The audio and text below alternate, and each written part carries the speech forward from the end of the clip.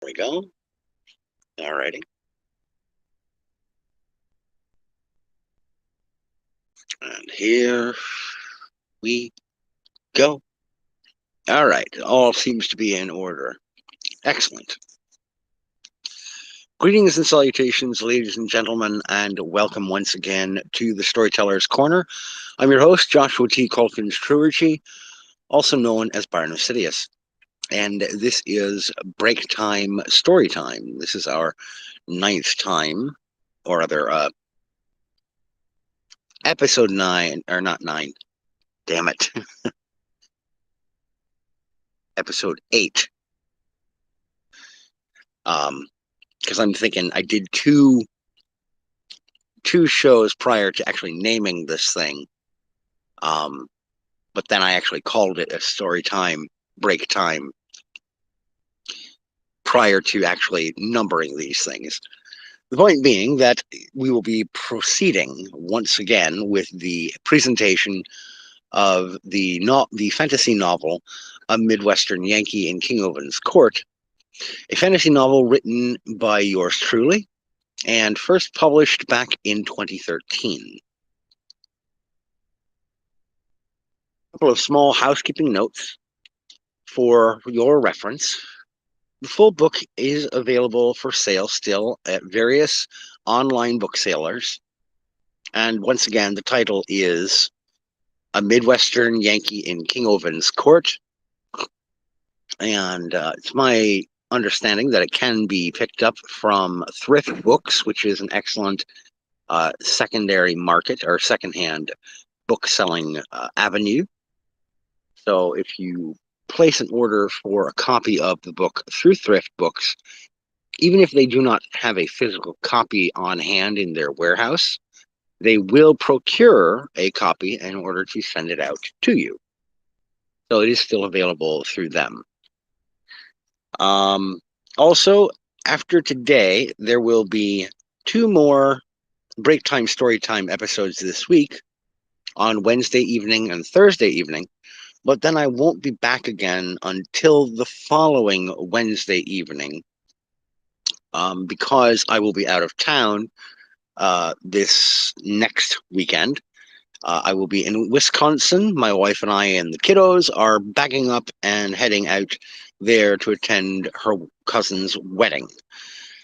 So I will not be present, and I won't be likely stopping into anyone's shows to whom I am a routine viewer and occasional commenter. And sorry about that. I mean, not that my presence will be much missed in terms of those commentaries or the chat, because there's other people there.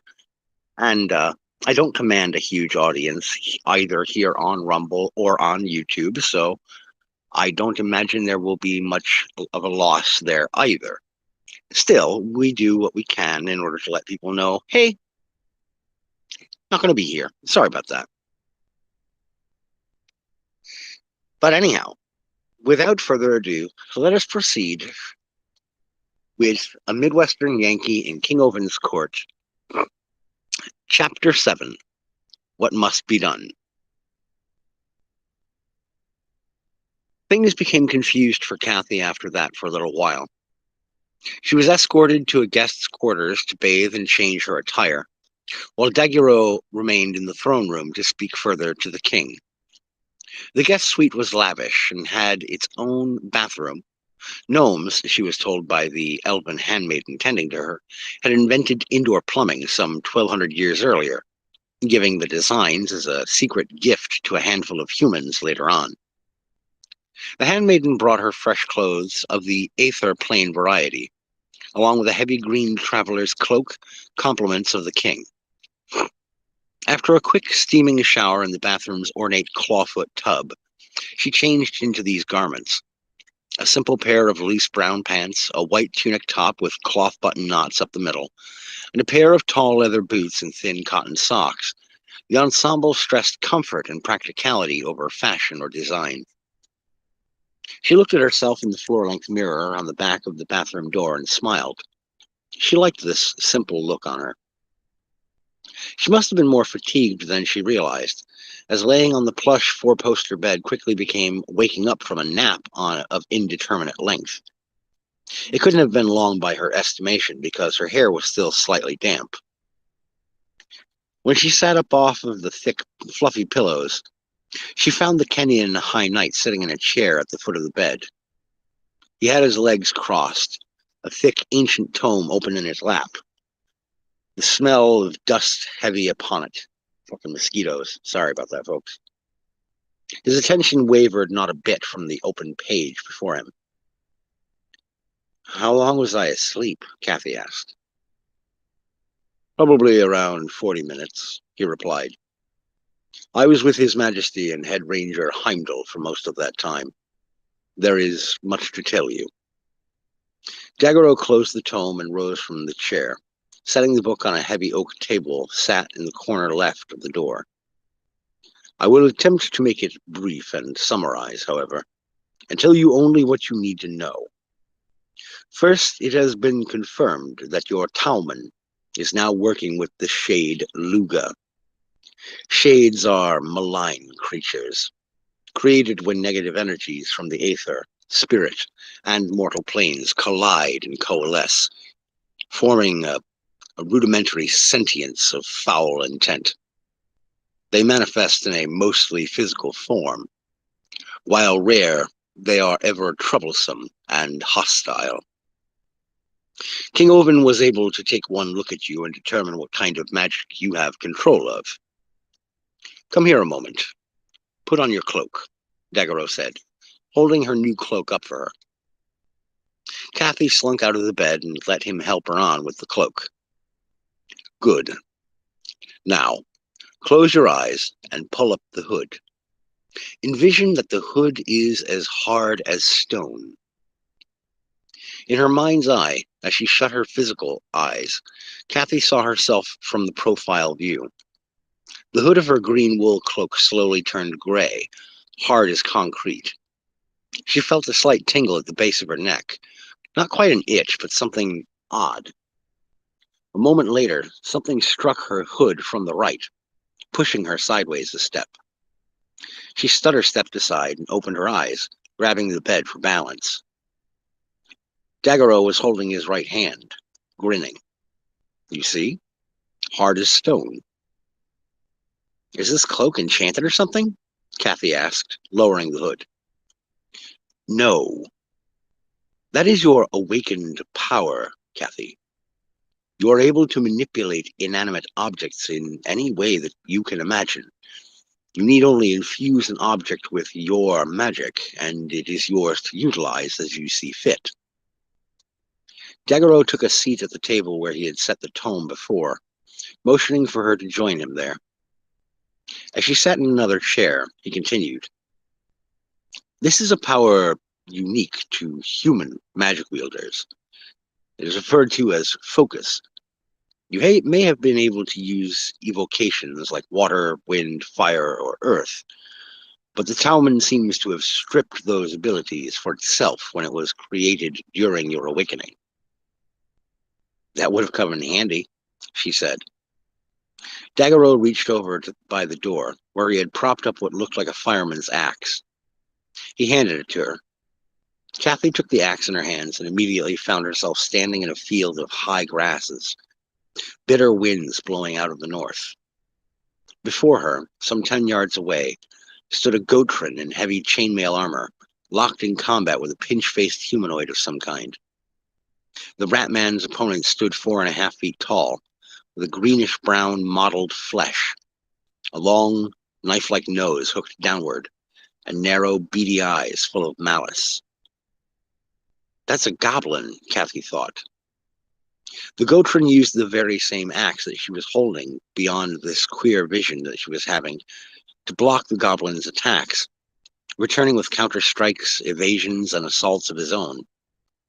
As the Gotrin landed a fatal blow, 5 more goblins came rushing out of concealment in the taller grasses.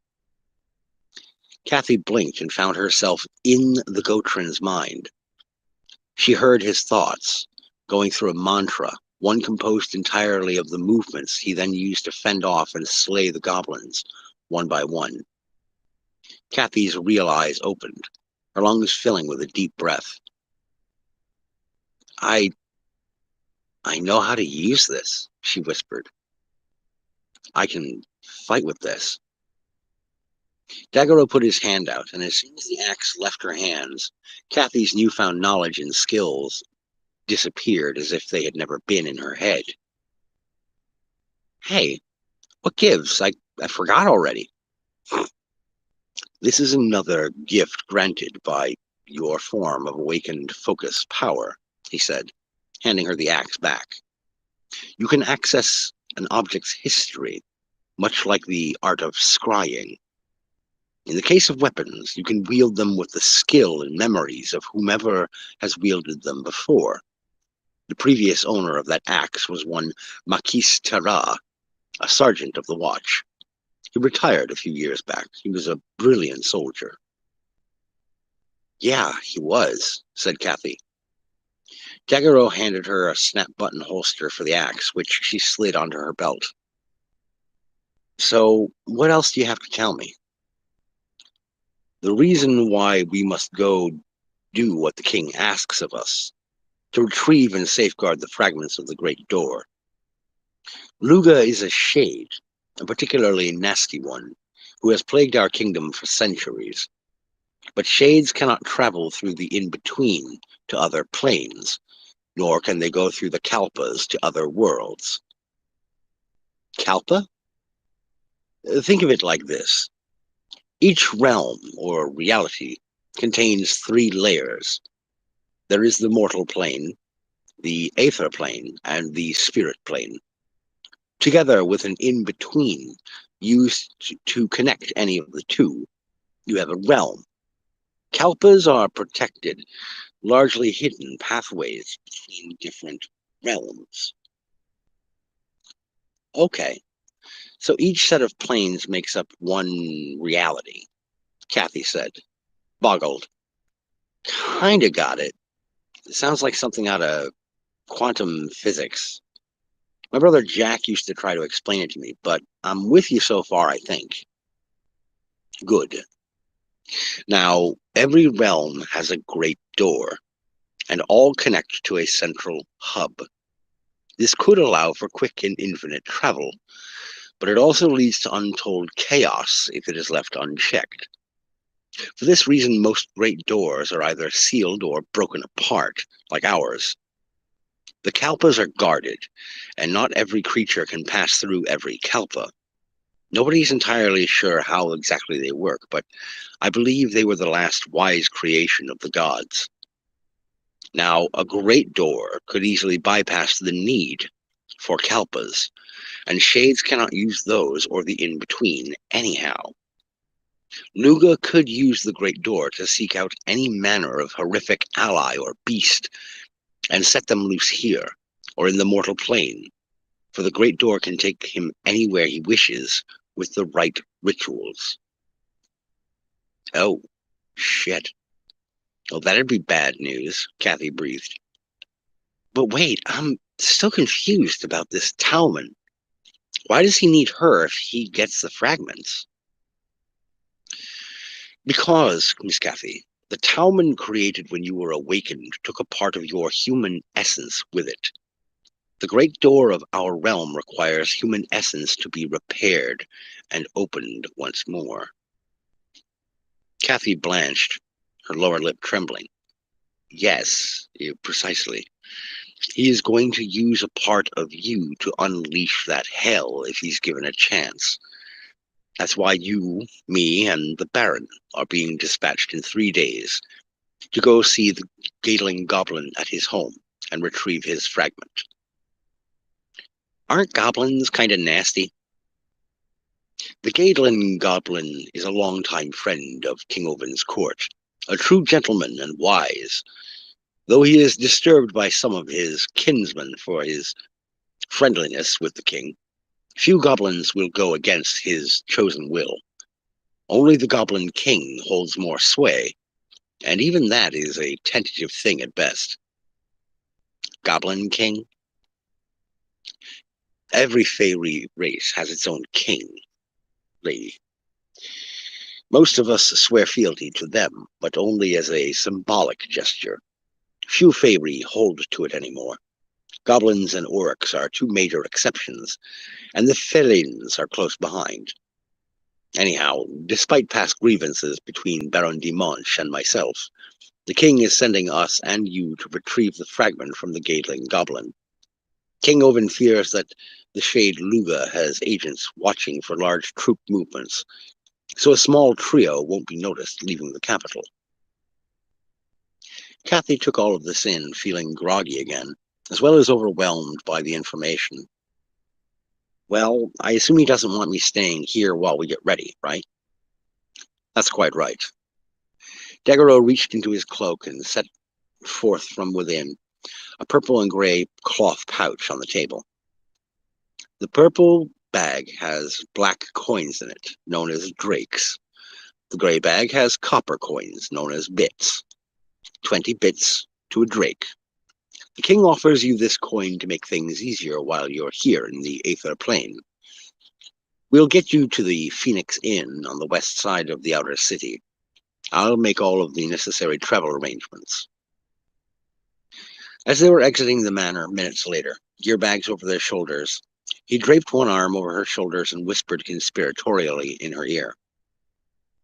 Baron de Monch follows us, for he too is staying at the Phoenix Inn. Avoid him when you can. He would not be a good influence on you. What happened between you two anyway? One of his pranks gone horribly awry, as usual when he comes to the Aether realm. He thought to have me hoisted up into the air by a cleverly concealed rope snare. Instead of my foot, however, it caught my tail and ripped it off. Kathy winced sympathetically. What is he exactly? He seems familiar. He is a voodoo spirit of the Loa pantheon. You've probably heard of his brother, Baron Samedi. Kathy snapped her fingers.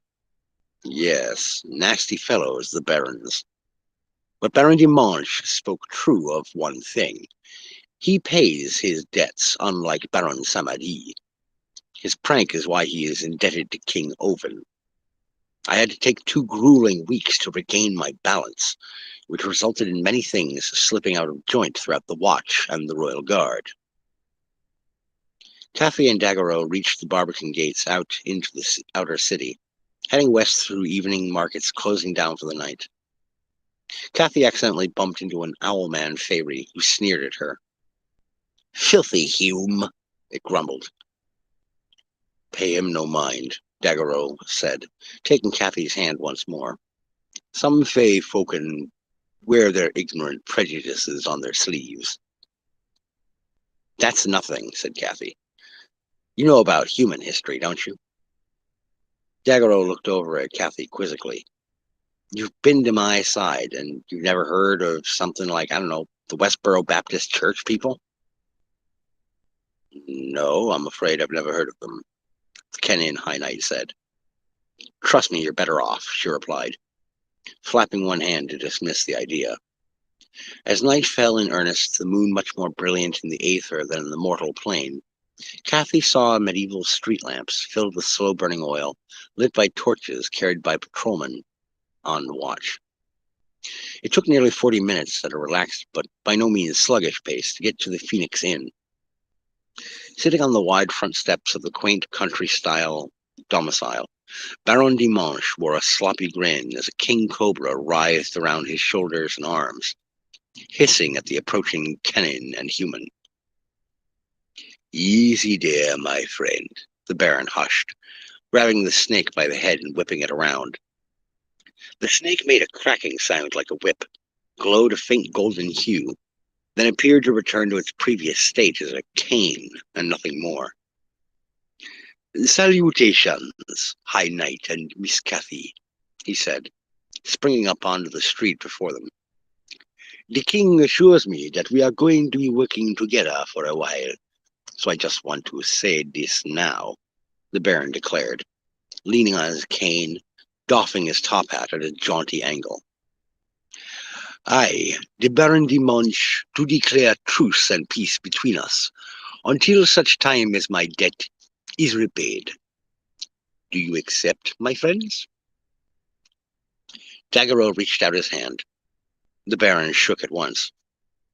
When Kathy did the same, she felt a glimmer of his power, and felt instantly sorry for anything that came against the combined threat of Daguerreau and Baron de Monch. Thus concludes Chapter 7 of A Midwestern Yankee in King Ovin's Court.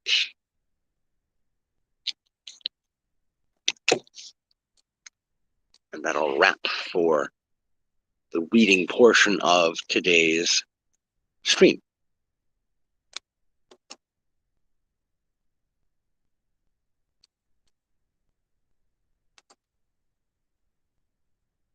I do hope you folks who are tuning in live or come back later on in order to watch the replay are enjoying this particular tale. And if you have any feedback or commentary that you can't leave in the chat because you weren't here live, I would still encourage you to go ahead and leave a comment in the playback version of the video, either on Rumble or on YouTube, since I do dual stream to both of those locations through the use of the Rumble Studio on my phone. But that's going to pretty much do it. It's my Friday here at work. It's the last day of my work week. And I think I'm going to try to take the remainder of my night here at work relatively easy. It's not a whole lot going on here except a small concert, so it shouldn't actually be too bad a night for the rest of it for me. But that's going to do it for me. Ladies and gentlemen, thank you for tuning in. Thank you for listening. I ask that you take care of yourselves, and as always, keep reading.